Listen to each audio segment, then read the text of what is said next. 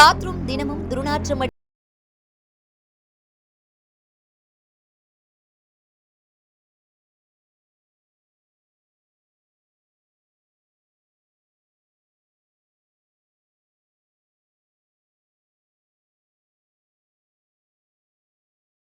பெரிய பிரச்சனை அல்ல. நம் வீட்டிலேயே கிடக்கும் யாரும் மதிக்காத ஒரு சின்ன பொருள்தான். அதை சரியான முறையில் பயன்படுத்தினாலே பாத்ரூம் சூழ்நிலை மெதுவாக மாற ஆரம்பிக்கும். முதலில் வீட்டில் இருக்கக்கூடிய பழைய சோப்பை எடுத்துக் கொள்ளுங்கள். பயன்படுத்த முடியாத அளவுக்கு சிறிய துண்டுகள் இருந்தாலும் பரவாயில்லை.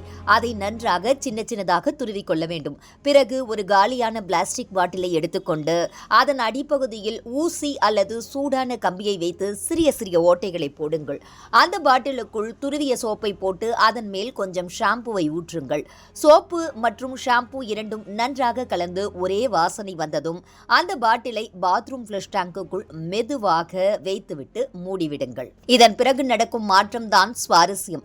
நீங்கள் ஒவ்வொரு முறையும் ஃப்ளஷ் பண்ணும் போதும் அந்த தண்ணீரோடு சோப்பு ஷாம்பு கலவை மிக சிறிய அளவில் வெளியேறும். இதனால் ஃப்ளஷ் லைன், பேன், டிராப் பகுதிகளில் ஒட்டியிருக்கக்கூடிய அழுக்கு மெதுவாக கரைய ஆரம்பிக்கும். அதோடு மட்டுமல்லாமல் வழக்கமாக வரக்கூடிய கசப்பான வாசனை மாறி சுத்தமான மென்மையான மனம் பரவ தொடங்கும்.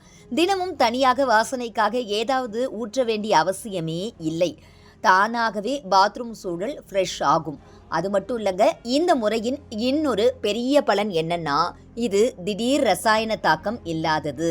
கடைகளில் கிடைக்கக்கூடிய ஸ்ட்ராங் கிளீனர்கள் போல கண்ணெரிச்சல், மூச்சு திணறல் எதுவும் வராது. வீட்டில் குழந்தைகள், வயதானவர்கள் இருந்தாலும் பாதுகாப்பாக பயன்படுத்தலாம். மேலும் பழைய சோப்புகளை வீணாக்காம பயன்படுத்திய திருப்தியும் நமக்கு கிடைக்கும். ஒரு சின்ன பழக்கம், ஒரு சின்ன மாற்றம், அதுதான் தினமும் நம்மை எரிச்சலடைய வைத்த பாத்ரூம் பிரச்சனைக்கு அமைதியான தீர்வாக